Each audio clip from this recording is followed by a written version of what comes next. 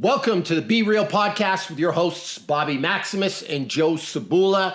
And today we are here to talk to you about how to get through the day, how to win the day, how to accomplish your goals, frankly, on days that you don't want to, on those days where you don't want to get out of bed, on those days where you feel like you can't put another foot forward in front of the other. What do you do to get yourself motivated? So, Joe, I'm just going to start off by asking you, you got kids, you got a wife, you got a full-time job, you work, you get sick sometimes, there's financial stress, there's world stress. You just watch the debate and you feel like there's a nuclear war coming down the pipe because the whole world's coming to an end. And you wake up and you got to go smash your goals. You were listening to David Goggins before. You want to wake up at 4:30 a.m. You want to be a lion. You want to go tear apart, not just one sheep, but like a whole pack of sheep or herd of sheep. What do you do, Joe? What do you do when you're feeling First bad? of all, I just want you to know, none of that has ever worked for me. Listening to motivational speeches, none of that has ever raised my motivation by an iota, like not even a little bit. The days when I don't feel like it don't matter. You get up and you go do it because you've decided that your goal is worth something and your behavior indicates that. So I'm tired. I'm crabby. I worked out really hard yesterday. I didn't get enough rest. My goal is still my goal. That hasn't changed. And the price of that goal is that I get up every damn day and I do the thing that needs to be done. So there is no debate. There is no hesitation in my world. It's like, this is just what I do. I have accepted this as my fate. And even if I'm moving a little slower, I'm still moving. So you're on your own on this one because I don't have this problem. Okay, fair enough. Well, what it sounds like to me, and that was actually going to be my answer, is it sounds like, and there's a saying that I like to use a lot, don't make a thing, otherwise it becomes a thing. And what I'm trying to say is, if you're in the middle of a boot camp, if you think it's do or die, now or never, I have to get this done today. If you think that there's a clock ticking, and I understand that pressure can help motivate people, but that can be an overwhelming cross to bear, so to speak, when you're turning every day into a fight, when you're turning every day into a struggle, where every day is this fight or flight type thing. On the other hand, I'm an advocate of putting working out, of putting exercise, of putting fitness, of putting being a productive human being, of putting making money, of putting showing up for work, if you will, into the same category as showering, brushing your teeth, basic hygiene, like it's just something you do. If you were a farmer in the 1500s, you would wake up and you would tend to your crops, because if you don't eat. Like you wouldn't be begging for your 6 weeks off or your vacation, or I don't want to water the plants today. Like you would have to do what needed to get done and you would just live, Joe. If you're sick, you're probably going to brush your teeth. If you're sick, you're probably going to shower. If you're bored on a Saturday, you're not going to be like, well, I'm just going to brush my teeth or do my hair, shower. There's some people that live like that, by the way, and it's disgusting. But you're probably not going to do that. But when it comes to working out, when it comes to being successful, when it comes to anything that I'd put under the category of self-development, we do this weird thing with it where we make it bigger than it is. We make it like, again, this mountain to climb, or we imagine, I used this analogy last time, like we're Sisyphus and we're rolling a big ball up a hill constantly. It doesn't have to be that way. If you just make it part of your day, it's a lot easier to just show up. And I want to tell a story, Joe, and I've told you this before. There was a guy that came into a seminar and he was having a really hard time getting motivated. What he finally did is he booked himself into his calendar every day between 4 and 6 p.m. It was after work, and he had to go to the gym 4 to 6 p.m., 2 hours. That's what he booked for himself. The kicker was he didn't have to train. He just had to show up there like he was there for an appointment. And so days he felt good, he would show up and he would smash all the bench press, smash the deadlift. He would run. He'd have the best workout of his life. Great. Days he didn't want to work out, he would still just show up. And he'd sit in the cafeteria by the juice bar at the front of the gym, and he was just committed enough to stay there till 6 o'clock. He couldn't leave at 5:55. He couldn't leave at 5:58. He had to be there till 6 o'clock. And he said a funny thing started to happen. He'd sit there, and then after 15 minutes, he's like, well, I'm here anyway. I might as well do something. I'm kind of bored. And then he'd go kind of walk on a treadmill, and then he'd feel a little more warm, and then he'd do some bicep curls. And the point was, he treated it like an appointment with himself. It wasn't a big thing. And that's how he achieved his goals. That's how he made a transformation. He just showed up. And that's one thing I recommend to my clients. Just book yourself a time and stick to it. So your time is noon to 12:30. It's 5 a.m. to 5:30 a.m. It's 4 o'clock to 4:30 p.m. It doesn't matter. You have to show up and do something during that time. That something can be a walk if you feel like garbage. It could be an easy bike ride. It could be golf. It could be trampoline park. It could be pickleball. It could be the hardest CrossFit workout that you've ever done in your life. Like, it doesn't matter, but you just show up and do something. Well, and you have to protect that time too, because you can't be having meetings that push that out. This is the old, be the dentist. You don't push out a dentist appointment because your boss wants to have a meeting. Like, sorry, I've got a dentist appointment. We'll do the meeting when I get back, kind of a thing. You have to treat that time the same way. You are booked. You are not available. That time is spoken for. Yeah, and here's the deal. No reasonable person is going to question you for having another meeting, right? Like think about that for a second, Joe. If you said, hey, Bobby, can you do the podcast at 1:30 today? And I said, Joe, I'm really sorry. I have a phone call booked. I don't think you would give me the third degree and say, who's the phone call with? Can I see your Google Is it more calendar? important than this podcast? Can I audit you? Like, you'd say, okay, how does 2:30 work? Yeah, exactly. This is how the world works, right? I had a client who started booking off 11 to 1 every day in his calendar. Every day, just so he could go work out. And he was really worried when he started doing this that his work performance would suffer, his boss would judge him. I said, just do me one thing. Don't write workout in your calendar, because people won't respect your workout. They'll want to tear that down. Just say you have a meeting. And over 3 years, he was never asked what the meeting was. He was never asked to move it. People would just, I guess he's unavailable 11 to 1. Let's do 1:30 to 2:30. Like, people just thought he was doing his sales calls. Well, do you remember when we had George on the podcast, George Mayhew, and he was saying he hurt his ankle, and so he couldn't use his booked workout time. And they were like, when are you going to go back to working out? Because you're such a crab. So we don't like having you around the office from 11 to 1. Yeah. But that's the thing. I have a guy who trains with me every day at 9 o'clock in the morning. He just doesn't do other calls. It was funny. I had to talk to somebody I was training. Just, I wanted to give you an idea of perspective. He was checking his phone like 15 times a workout. And I said, hey man, like, you're overweight. You're out of shape. You need to like get on board. And he hit me with well, you're on your phone. I'm like, first of all, different rules for different people.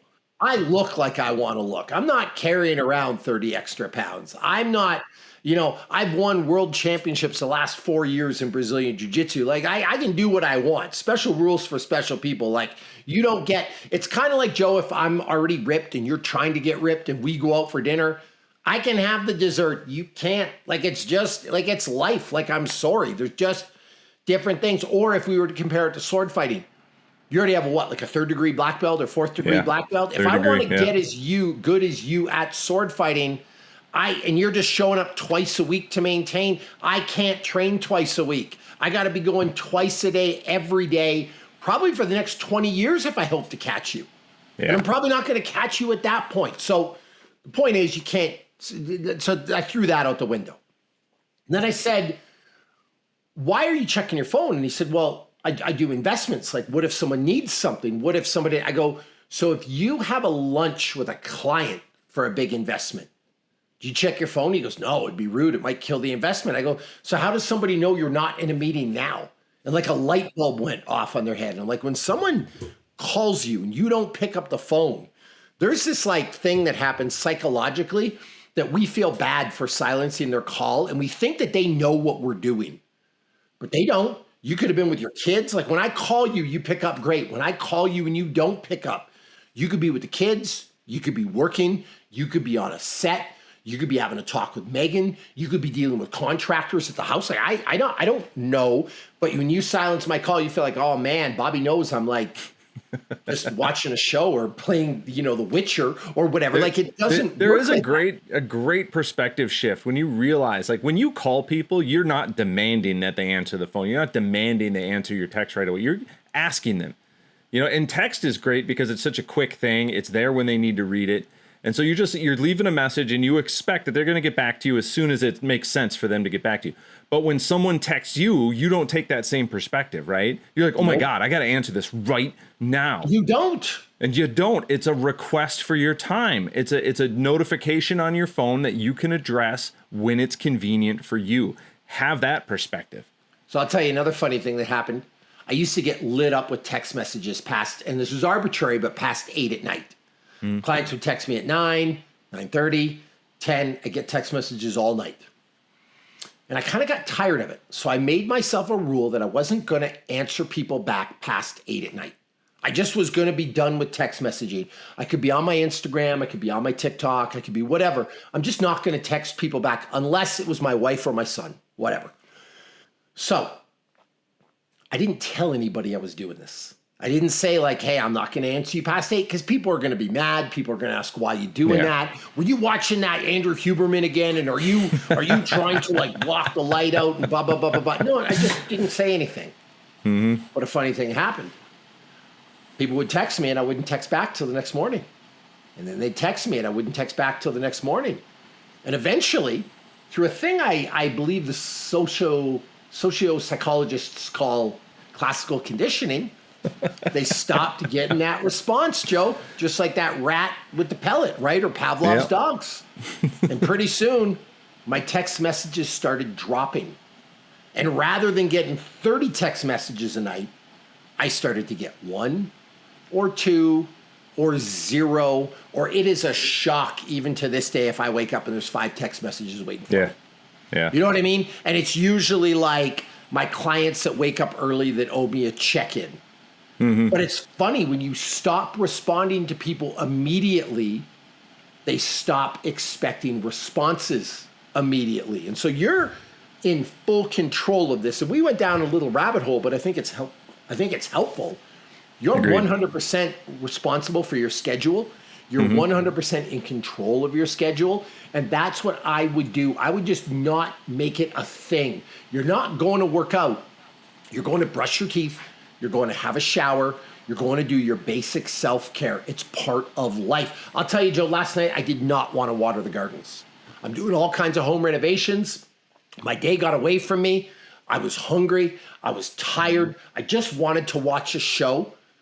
But if I don't water the gardens, we live in Utah. It's 100 degrees here right now. The plants die. I just went and did the thing. And the funny thing was, it takes 5 minutes, Joe. But in my head, I was making this big, like, I was Frodo and Sam, and I had the ring, and I was trekking out to Mount Doom, and I was going to be back it took me 5 minutes. Like, really, like, you know what I'm saying? And that's what people do with the workouts. Well, you hit the nail on the head before talking about farmers. Like, farmers don't get to decide not to get up and take care of the cows. Yep. If you don't feed and water the cows die, and there's your entire livelihood gone. So what? You could sleep in an hour? Like, it's you don't even get to have that luxury. You give it up. It's kind of like you got to feed the dogs. Everyone loves having a dog till you got to walk it and feed it. Yeah. Right? Like, you just got to get your stuff done. And that's where and that's what I hear you say, that's where working out's got to be put. It's a part of life. I always like to take examples like to the extreme. And you remember the movie Castaway. And Tom Hanks is on the island with his little buddy Wilson, and he gets like an abscessed tooth. And ever since that movie, every time I watch anything that's like post-apocalyptic, be it like Mad Max or Last of Us or whatever, I always think about the fact that, like, are these people actually taking care of their teeth? Like, what is the value of a dentist in the post-apocalyptic world? Because if you got to rip your own tooth out with a sharpened ice skate, like, that's going to suck. You're going to get an infection. You're going to die from that. And so, like, you got to take care of your teeth.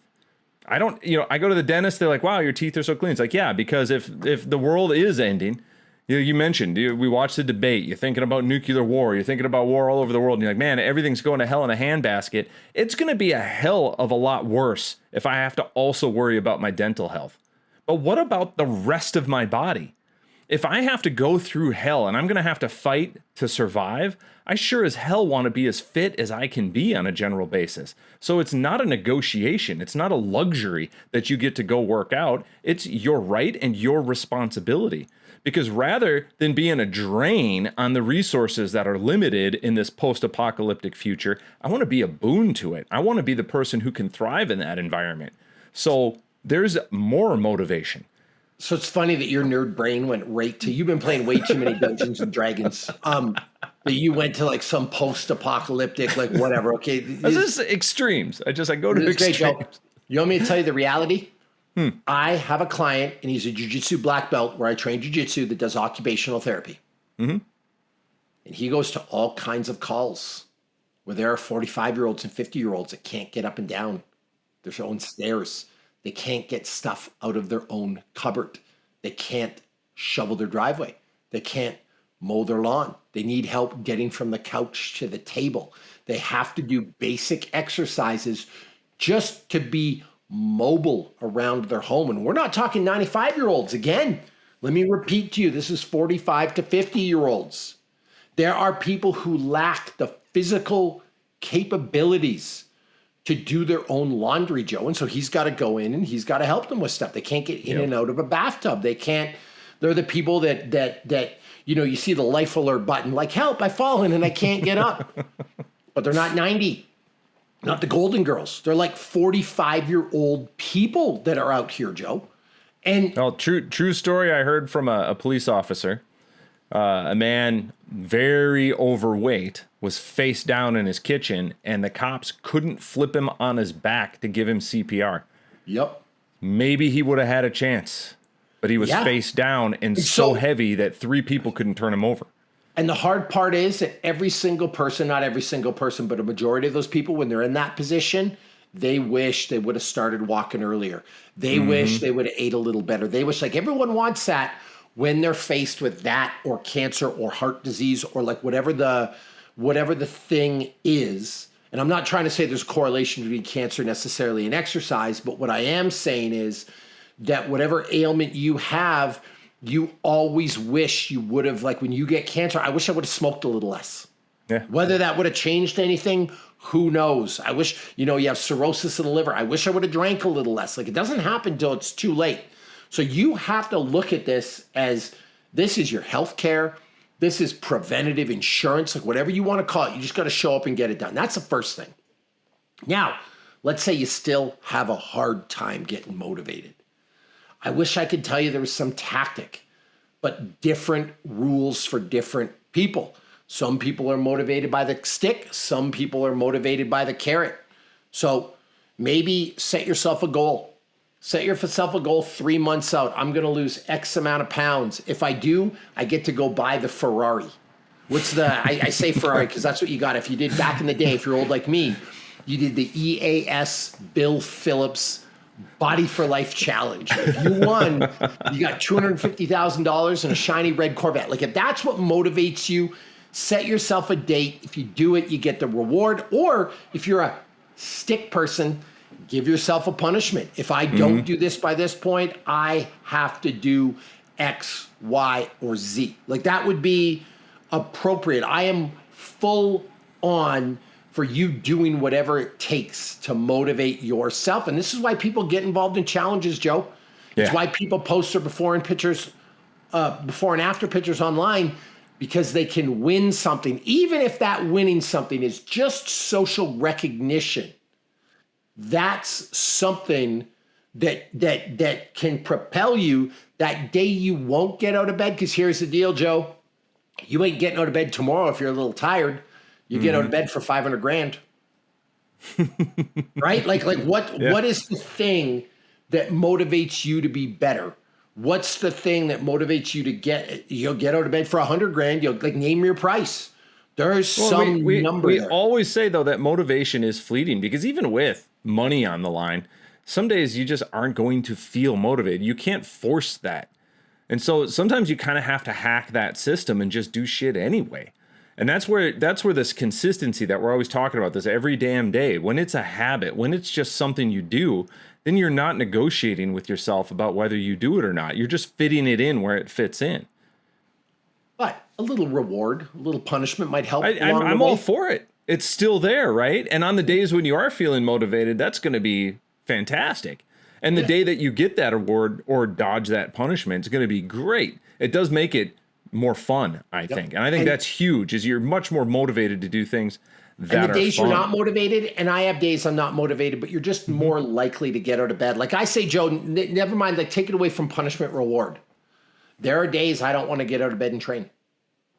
There are days I don't want to show up. Today was a day, I will tell you, the workout just beat me down. I did not want to do it. I had to do this hard cardiovascular interval thing. I knew I was going to the pain cave. I did not want to do it at all, but I did it.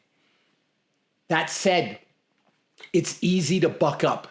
It's easy to rise to the occasion when you know that you might be on the cover of Men's Health, when you know that you're going to New York in a month and you're going to be on stage and people are going to be looking at you. When you know that you got to do YouTube videos with your shirt off, when you know that you got to post on Instagram, there's enough pressure there, Joe. There's enough of I'm trying to think of another word other than pressure to be clever, but I don't even need to. There's just enough pressure because it's my job, because my income is tied to it to a degree, that whether I want to do it or not, I'm kind of like the farmer and the plants, or the farmer and the cows, or the farmer and the crops we talked about, whatever. Like my body is the cow. My body is the crop. My body is and if I don't water it with exercise, I can't sell memberships to my app. I can't talk to you about fitness if I'm 35 pounds overweight. I can't write a book and have myself on the cover of it looking good. No one's buying that book if I look like Homer Simpson. That would be fun though. It'd be fun to make. No one's buying that book. Like that's just a reality. And if you know you got to post about yourself every single day, hey man, like you there's a certain amount of pressure there. Yeah. You will, like I said, you will get out of bed and do the thing. So that can help. And for you, if your job's not tied for it, have a reward or punishment type system. I think that can really, really help people. It can generate some of that motivation for sure. There's other hacks that I like to recommend too. The first one is the 3, 2, 1, go. You're laying there, you're not feeling it, and you just start a countdown. 3, 2, 1, and then you get up and you just go. Like that countdown forces your decision a little bit. Another trick, because that doesn't work with everybody, another trick is to literally just stand up. You never make a decision while you're sitting down. Stand up, because now you've stood up. All you have to do is move one foot and you're already on your way. And now, rather than motivation, you've got a little momentum built up. I'm already going to do the thing. In the workout world, Joe, that's the warm-up, right? Yeah. Today I walked in the gym. I didn't want to deadlift. I didn't want to do a clean. I didn't want to do a jerk. I did my first deadlift. It felt super heavy. And this was only with a $135, by the way. The second one felt super heavy. I'm like, I don't know if I can. Nope. Get on the bike for 10 minutes. Just spin on the bike. And I wasn't looking at the RPMs. I wasn't going fast. I wasn't getting a sweat. I was just moving. I got off that thing. I'm like, okay, I think I'm ready to work right now. So I like your point about just stand up. Go for a 5-minute walk. You don't want to exercise today. Just go move. For a 5-minute walk. Get energetic. You're sitting at your desk. You got your computer. You're hunched over. You're building up the carpal tunnel syndrome in your wrists because your posture's all terrible. You're exhausted. Get up and go for a walk. There was actually a study done by the people at Google where they had some of their engineers who were doing the coding take 5 breathing breaks every day. They would just take these breathing breaks for 5 minutes. They'd step away from the desk, breathe, whatever. They would come back feeling refreshed. Their rate of coding, their rate of work, which they could measure, by the way, went up significantly. Like that's a really big thing. And I realize as I tell the story, it might have been 3 breathing breaks a day. It might have been 4. But the point is getting up and moving around and then just going back to your desk makes you so much more productive. There's a thing in adult learning, Joe. Adults have a hard time sitting for longer than 45 minutes paying attention. Yeah. So at an adult seminar, the last thing you want to do is have people sit for 3 hours. Yep. You want to have them up. You want to have them down. You want to have them breaks. You want to do stuff because that's where you're going to get maximum absorption of knowledge. And you're sitting here thinking, wow, we're losing 15 minutes, an hour on this. No, you're actually gaining productivity. So your point, just move around. Like if that's all you did, I think you would be better. I think you would be more active. I think you would be more productive. I think you would, if you're at your desk and you're struggling to write an email, walk away from it for a few minutes. Come back and sit down and then see what happens. Like this just isn't, and you could relate it to marriage. My wife says to me all the time, she's like, you want to go out tonight? I'm like, nah, I'm kind of a homebody. Come on, you'll have fun. I don't really want to go. Come on, just do it for me. Okay, I go. You know what happens? 99 times out of 100, Joe? You have a good time. I end up having fun. Like, it's like, I should do this more. And then we go through the same thing a month later. It's date night. Do you want to go? Nah, I'm good. She's like, remember you had fun the last time? I'm like, I don't want to go. I just want to rest. I've had a busy weekend. Then I go and then I had a good time. And then on the way home, I said, we should do that more often. And she laughs and it's like a running joke with us. But that's that's a way to a lot of this to me is just focusing on the elephant, right? Like, how do you eat an elephant? If you focus on the elephant, it's impossible. You're not going to feel motivated. You're looking at this task that's just unreal. But if you realize it's one bite at a time and all you focus on is that one bite, then I can have a bite. You know, if I don't want to go do your hard interval, deadlifting workout that you did earlier. You know what? I'm just going to focus on the warm up. I'm just going to go warm up and then we'll see how I feel. And that's not even threatening. And that you don't need motivation because you're just going to go ride the air bike for 5 minutes, 10 minutes, whatever it is. And then you're sitting there riding the air bike. And like you said, you start feeling differently about things. Like, well, I'm already warm, so I might as well do the next thing.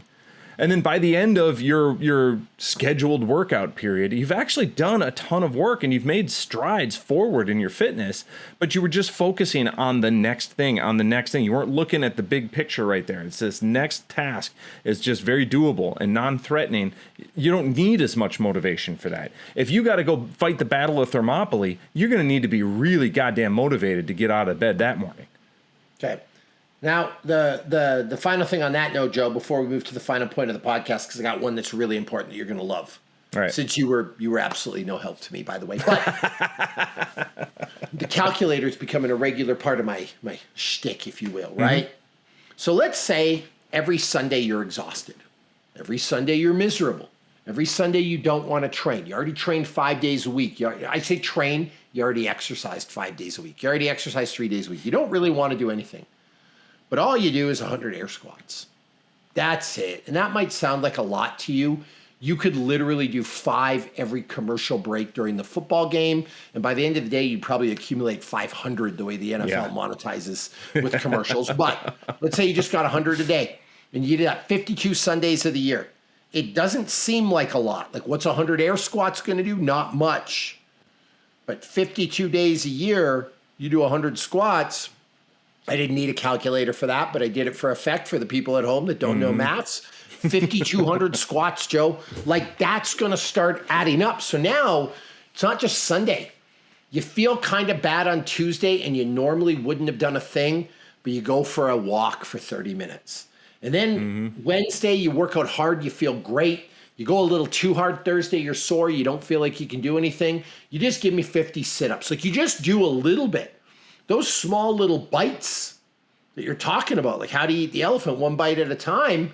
Well, the random Tuesday, the random Thursday, the random Sunday, the random Monday, the random Friday, throughout the year, you get 100 or 150 of those days where you otherwise would have done nothing that you do a little bit. That makes an incredible bulk of work. And that will outweigh your best 10 days just showing up. So the final thing I want to say is whether you like it or not, whether you care to admit it or not, you're a slave to 10 simple words. What will other people say? And what will other people think? Those 10 words, they own you. And as much as you say you're above it, as much as you say, I don't care what people think, you absolutely care what people think. And so one of the ways that you can achieve your goals, and there's science behind this, Joe. Some people think it's some type of astrology or witchcraft, or there was the book called The Secret where you put it out into the universe and the universe responds. It's nothing to do with that. It has to do with the fact that when you voice a goal publicly, when you tell more than one person about it, when you tell your whole circle of friends about it, you will work harder to achieve that goal. You speak it into existence. And why? You don't want them teasing you when you fail. You want their congratulations when you do well. You don't want the shame of public humiliation or whatever it is. I call it buying your ticket. You just don't waffle. I don't know if I want to do Worlds this year. I just buy my ticket. Because now I've paid, I'm not going to lose that $175. Like, you know what I mean, Joe? Like you book the trip, you pay for it, you put it on your credit card, you do whatever you got to do. You buy your ticket, you speak about it publicly, even if it's to go on vacation. Like if I say to you, Joe, Lisa and I are going to Hawaii in November. We really want to go on vacation. Vacation's really important. You say, okay, November rolls around. We're not going on vacation. Now I got to deal with you saying, I thought you were going to Hawaii. And now I'm like, I know, and I'm disappointed. No, you just buy your ticket. Mm-hmm. And so one of the things I recommend is if you have a goal, voice it to 5 of your closest friends. Man, I want to lose 20 pounds by December. And one of them's going to say, good for you, go, I support you. The other 4 are going to say, you're never going to do it. And maybe that motivates you to like shut them up and prove them wrong, right? But just voice it to 5 other people. And it's not that the universe is all of a sudden going to reward you. Yeah. What's going to happen is you realize on a subconscious level, maybe even a conscious level, that your mouth is writing checks. Yep. You realize on a level that, man, I told these people I was going to do this. I pride myself on doing what I say. My word is my bond, whatever you believe. And you're going to get up and you're going to do the thing, Joe. Yeah. That's it. Well, again, it creates social pressure, and as long as there's pressure there, you've got to do something. You know, Put it out there. You're creating your motivation. Yep. Put it out there. That's all you got to do. It's like what my neighbor asked me, hey, can you help me move some things in 2 months? And I was like, yeah, of course. And then the week before she reminded me, I was like, ugh. Okay. Yeah, but I was already signed up, man. I was, okay, here we go. I got to do it now. Count it on me. Like, it made it so much easier to show up, and it really wasn't a big deal, and I'm exaggerated a little bit, and I was happy to do it. But we've all been there, Joe. We've all been there where you sign up for something, the date comes, and you don't want to do it, but you're already committed, and you get it done. So that's the podcast. Like, that's honestly what you got to do, and I'm sorry. I'm going to apologize to you. Actually, it was just Canada Day, so I'm sorry would be the word. I'm also, Joe, I'm committed to dropping my favorite Canadian saying at least once a podcast now. Once a podcast, you're going to hear me say, geez Louise. That's big where I come from, too. Yeah, geez Louise, Joe. That's quite a statement, you know. Bring that back. But there's actually a really funny video of Drake playing basketball and he gets fouled. He's like, geez Louise, that was hard. And people just ripped him on the internet. And I was laughing. I'm like, dude, you're such a Canadian and I love you. You know, here's the deal, Joe. I apologize if you came here and you were expecting me to give you some rah speech that was going to get you out of bed in the morning. Listen, you have to want it more than me. Like, if you're watching this video hoping for those magic words that are going to get you to achieve your goals, you came to the wrong place. I can't help you with your internal motivation. Like, and by the way, I'm not the one that has to look. I say this all the time. I'm not the one that has to look at my reflection in the mirror and hate what I see. That's on you, right? I apologize if you came here and you were looking for some David Goggins, Jocko Willink type speech about how you're going to be the lion and rip people's faces off and you're going to show up at 4:30 because you're a Navy SEAL. And like, that's just not, you will never be a Navy SEAL. You're a guy, you're middle-aged, you're 40 pounds overweight, you have a job, you have 3 kids. Like, if you don't want to do it for them, you're not going to want to do it because you think you're a Navy SEAL. Let me give you, here's your Navy SEAL speech for the day.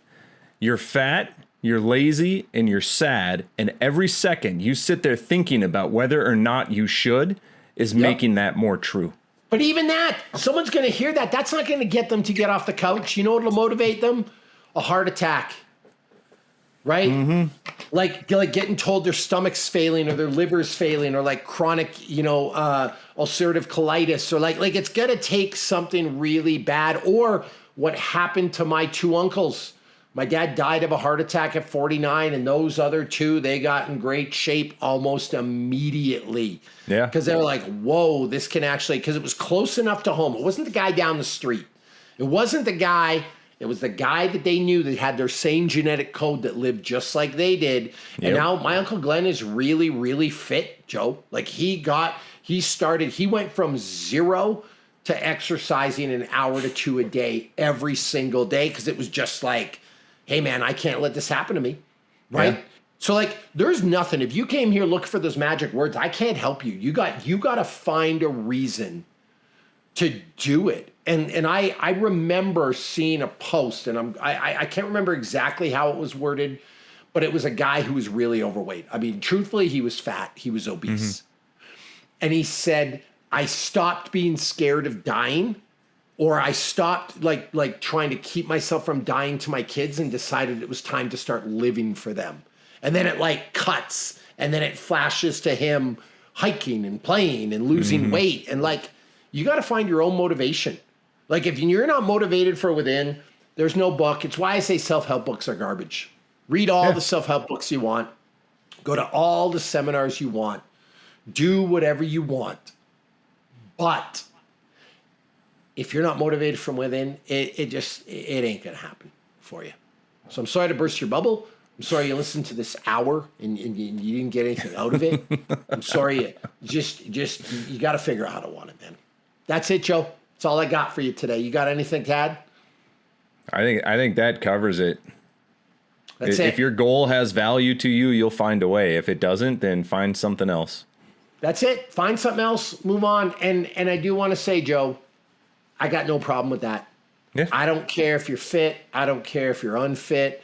I don't care if you eat healthy. I don't care if you suck down a tub of Doritos every single day.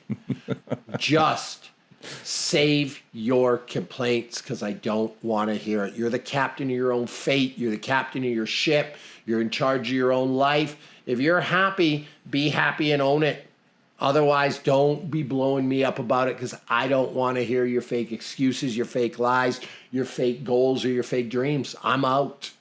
Podcast is over.